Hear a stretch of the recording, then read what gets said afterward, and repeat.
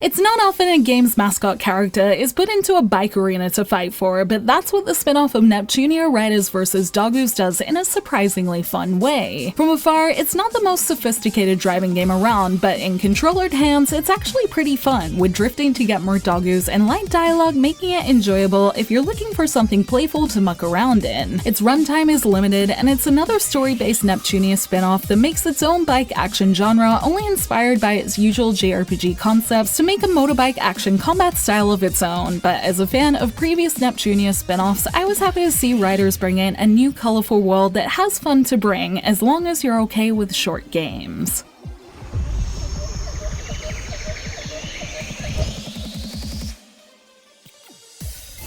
The console goddesses are back in this Riders vs Dogoos spin-off, but this time with no goddess forms in sight and instead biker clothes and a feverish love of Dogoos. This love isn't meant to be, as the newest goddess Uzume realizes something is amiss and seeks out the other girls who are experiencing the same Dogoo love phenomenon. In this Dogoo fever dream, everyone's a little heated though, so this means she has to take their Dogoos by force to calm them down enough to listen and get to the bottom of what's going on. It's with this the ultimate Dogoo collectathon begins, on Bike Back with humor and style, as what this short of 3-hour story lacks in substance is replaced by light and silly ideas to make the brief journey in this world enjoyable.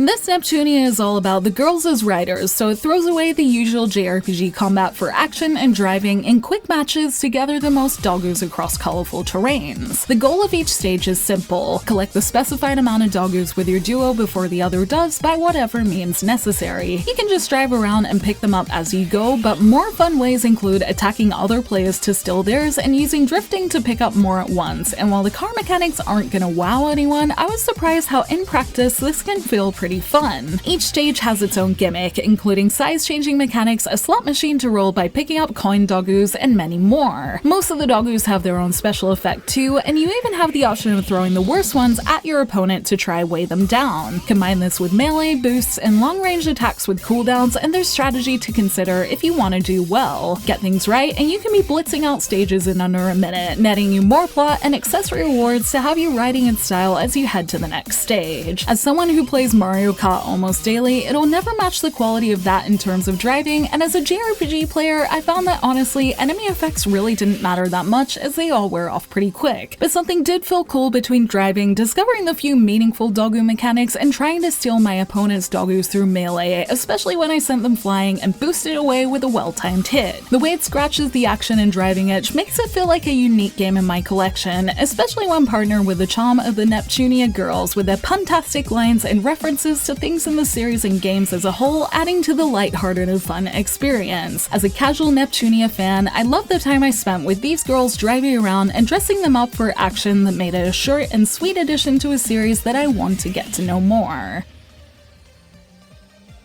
I was lucky enough to receive a Neptunia Riders code in my inbox, so I can really say I had a 100% good experience with it, especially as someone who enjoys short and silly experiences. But it is worth noting it clocked a brief 3 hours to finish, although I did manage to over double that to 7 when I decided to get its platinum. But the reason its playtime might be considered significant is its price. The US launch price for Riders is basically $40, and judging from the prices where I buy games in either Australia or Japan, it's a little higher than I'd maybe put it. I'd actually agree more with the Japanese price of 3,080 yen, which to me feels closer to $30, so I guess it could be argued that the extra is paying for the full voicing and localization, which is costly, but it is still for a game that's only 3 hours. As said, you can double that by clearing challenges or going for the platinum, so the platinum collector in me does feel satisfied, but I didn't actually feel the wallet hit, so I would encourage fans to really think about if it's worth getting at launch or waiting just a little. If you're a huge Neptunia fan who can't wait, you can get a good day of fun out of this for sure. I spent a lot of my time with it in the evenings after work, so it did last me a good part of a week, and my platinum time gave me a nice weekend afternoon with it too. I got into the weeds of putting newly unlocked accessories on my characters, and there is also a costume set you can spend more money on, but frankly, I had enough fun with the plenty of unlockable cosmetics included, and in terms of story pacing and unlocking new things, well, it's more of a relaxed pace as all battles have a similar goal and feel to them. Little gimmicks in each field kept things exciting, along with the little twists in its lighthearted stories, especially in the last couple of chapters, so I would definitely call the experience short and sweet on my end, but price is personal, so I do wonder if fans will decide if it's worth it. My own experience receiving it and having a fun few sessions with it was a good and light start to the year for me, and I'm happy to feel like I've got a game in the can already, and hope how much fun I had with it will lead me to more fantastic Neptunia in the future, as I like the light moments it brings.